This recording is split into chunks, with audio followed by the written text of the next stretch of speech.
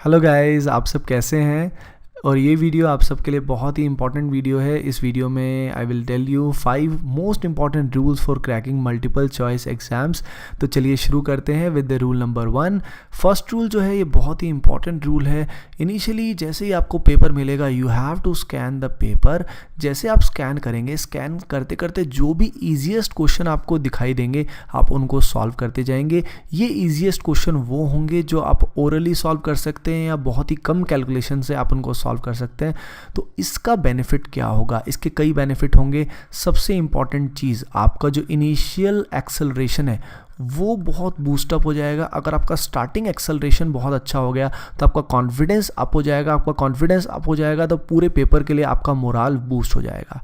उसके अलावा अगला बहुत इंपॉर्टेंट पॉइंट जो है वो है आपका ब्रेन जो है उसको वार्म अप की ज़रूरत होती है। कोई भी एक्सरसाइज हम करते हैं उससे पहले क्या करते हैं हम लोग? वार्म अप करते हैं। तो आपको ब्रेन के भी क्या चाहिए? वार्म अप चाहिए होता है। तो जब आप ईजीएस्ट क्वेश्चन करेंगे तो आपका ब्रेन फंक्शनिंग करना शुरू कर दिया जाएगा और जो अच्छे क्वेश्चंस आगे आने वाले हैं उनके लिए वो मेंटली प्रिपेयर्ड हो जाएगा।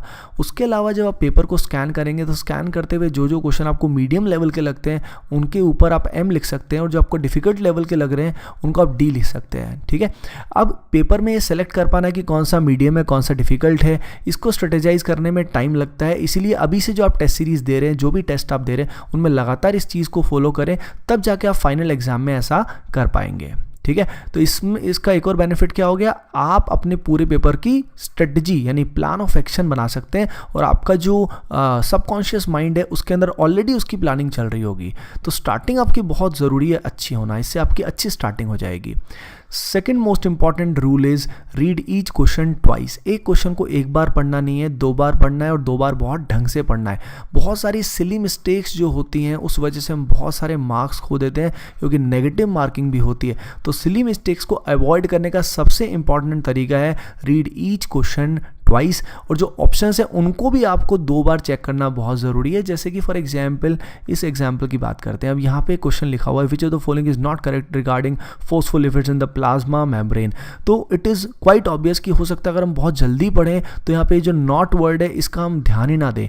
तो हमको क्वेश्चन को ध्यान से पढ़ना है कि क्वेश्चन में एग्जैक्टली पूछा क्या गया है और उसके बाद अपनी आंखें बंद कीजिए और सोचिए कि what is actually being asked. ठीक है। उसके बाद ऑप्शंस को देखेंगे। ऑप्शंस को देखना भी बहुत ज़रूरी है क्योंकि कई बार हो सकता है ए ऑप्शन करेक्ट है, बी ऑप्शन भी करेक्ट है, सी ऑप्शन भी करेक्ट है और डी में लिखा हुआ है ऑल ऑफ द अबव।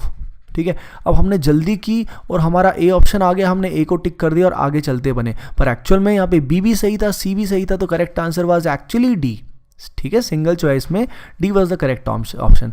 आपको ऑप्शन को भी ठीक से देखना होगा और क्वेश्चन को भी ढंग से पढ़ना होगा। पर ये नहीं आप लगातार पढ़ते रहें, बहुत ज़्यादा अननेसेसरी टाइम वेस्ट भी नहीं करना है। 2 बार पढ़ें, ढंग से पढ़ें।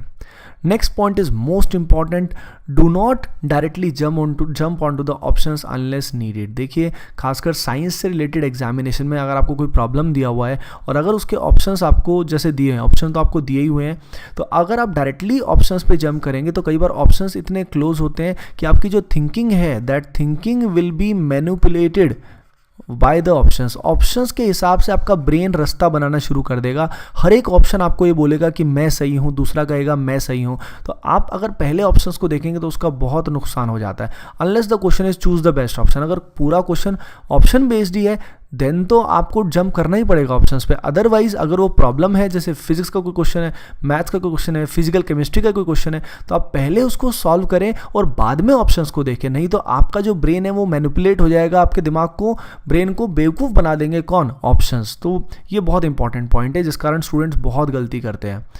उसके बाद the fourth point is also very important. आपके जो आंसर्स हैं 10-15 क्वेश्चन करने के बाद उनको एक बार चेक करें। सीधा हम मार्क ना करें तो बहुत अच्छा रहेगा।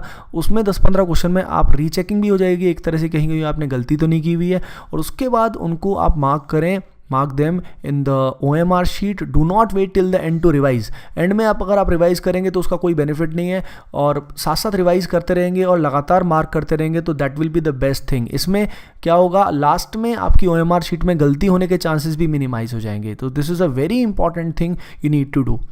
The last rule is very very important.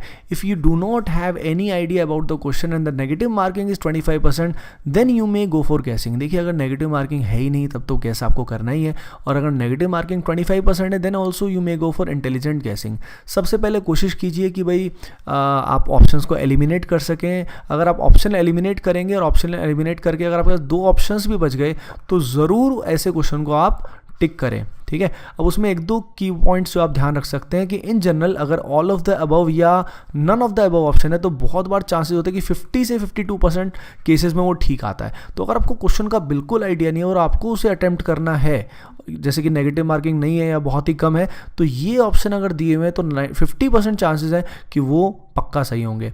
उसके अलावा अगर नेगेटिव मार्किंग नहीं है तो ऑप्शन बी को भी आप टिक कर सकते हैं. स्टैटिस्टिकली ये प्रूव हो चुका है कि रिलेटिवली ए, सी और डी ऑप्शन जो होता है उससे ज़्यादा लगभग 28 से लेके 30% तक चांसेस हैं कि यहाँ पे बी ऑप्शन होने के चांसेस ज़्यादा होते हैं. ये स्टैटिस्टिकली प्रूव हो चुका है एक्चुअली.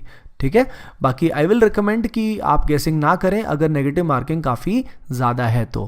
सो गाइज, जैसा कि आप जानते हैं कि ये सब स्ट्रेटेजीज तभी काम कर सकती हैं if you prepare very well for the exam. Preparation का कोई सब्सटीट्यूट नहीं है. तो firstly you need to prepare well, and once you have prepared well these strategies will help you to maximise your marks in any exam you will give. Okay guys, I wish you all the best from my side. Bye bye and take care.